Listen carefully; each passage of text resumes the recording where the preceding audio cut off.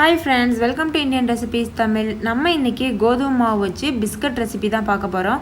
ரொம்ப சிம்பிளான ஈஸியான பிஸ்கட். அதுவும் போல குழந்தைங்க இருந்து பெரியவங்க வரைக்கும் ரொம்ப என்ஜாய் பண்ணி சாப்பிடுவாங்க. ரொம்ப டேஸ்டியாவும் இருக்கும். இது செய்யறதும் ரொம்ப ஈஸி தான். வாங்க फ्रेंड्स வீடியோக்குள்ள போலாம்.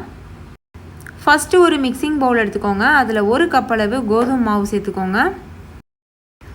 அது கூட 1 கப் அளவு சுகர் பவுடர் அதாவது பொடிச்ச சர்க்கரை அது வந்து சேர்த்துக்கோங்க. அது கூட ஒரு அரை கப் அளவு ரவை சேர்த்துக்கோங்க.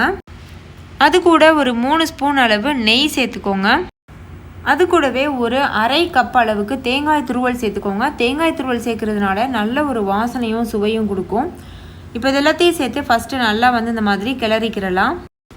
இப்போ ஒரு அரை கப் அளவுக்கு முந்திரியும் பாதாமும் குட்டி குட்டியாக நறுக்கி அதையும் சேர்த்தாச்சு. சேர்த்துட்டு இது நல்லா கலந்துக்கிறலாம்.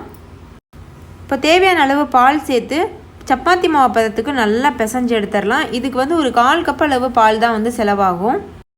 இப்போ பாருங்கள் இது நல்லா பிசைஞ்சாச்சு. இதிலேருந்து ஒரு சின்ன உருண்டை எடுத்து நல்லா உருட்டிக்கிறலாம். உருட்டிட்டு தட்டையாக தட்டி நீங்கள் அப்படியே கூட பிஸ்கட் மாதிரி பொரிச்சு எடுக்கலாம். இல்லை டிசைன் போடணுன்னாலும் போடலாம். டிசைன் போடுறதுக்கு நான் வந்து கத்தி வச்சு இன்றைக்கி டிசைன் போட்டு காமிக்கிறேன். இந்த மாதிரி சின்ன சின்ன கட்டங்கள் வந்து நீங்கள் போட்டுக்கிறலாம். போட்டுட்டு நீங்கள் பொரிச்சு எடுத்தீங்கன்னா பார்க்குறதுக்கு ரொம்ப அழகாக இருக்கும்.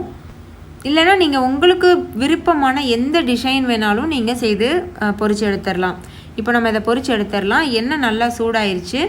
எண்ணெய் வந்து நல்ல மிதமான தீயில வச்சுக்கோங்க. மிதமான தீயில வச்சுட்டு தான் நம்ம வந்து பொரிச்சு எடுக்கணும். ஒரே சமயத்தில் ஒரு 3லேருந்து 5 பிஸ்கட் வரைக்கும் நீங்கள் வந்து பொரிச்சு எடுக்கலாம். 2 பக்கம் திருப்பி விட்டு கோல்டன் ப்ரௌன் கலர் வந்ததும் வெளியில் எடுத்துருங்க. அவ்வளோதான் ஃப்ரெண்ட்ஸ், நம்மளுடைய பிஸ்கட் சூப்பராக தயாராகிடுச்சு. இதே போல் மீதி இருக்க எல்லா மாவுலையும் பண்ணிடலாம். நல்ல முறுமுறுப்பாக கிறிஸ்பியாக ரொம்ப சுவையான பிஸ்கட் நம்ம தயார் பண்ணியிருக்கோம். நீங்களும் வீட்டில் ட்ரை பண்ணி பாருங்கள். தேங்க்யூ, பாய்.